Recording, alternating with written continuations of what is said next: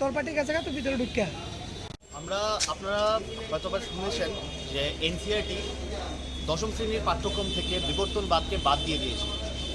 করোনার কালে করোনা অজুহাতে এরা বলেছিল যে এখন বিবর্তনবাদ ছাত্রছাত্রীদের পড়াশোনার উপর থেকে পড়াশোনার চাপ কমানোর জন্য আমরা বিবর্তনবাদ থেকে অধ্যায় থেকে সাময়িককালের জন্য সরিয়ে দিচ্ছি, এখন ছাত্রছাত্রীদের পড়তে হবে না।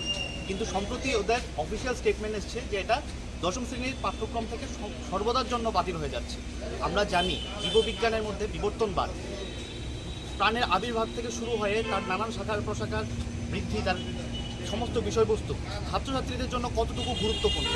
ক্লাস দশম শ্রেণীর মধ্যে থেকে এই পাঠ্যক্রম তুলে দেওয়া মানে আগামী ভবিষ্যৎ প্রজন্মের জন্য উপরন্তু বিজ্ঞানের উপর এক বিশাল আঘাত।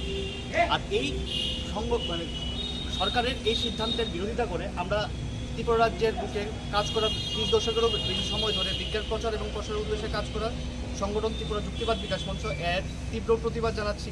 আর আজকে আমরা ডিরেক্টরের কাছে এই বিষয়ে এই সিদ্ধান্ত অবিলম্বে প্রত্যাহার করার দাবি নিয়ে আমরা আজকে ডেপুটেশন দিচ্ছি। আপনার নাম আর ডেজিগনেশন? আমার নাম সৈকত কুমার রায়, আমি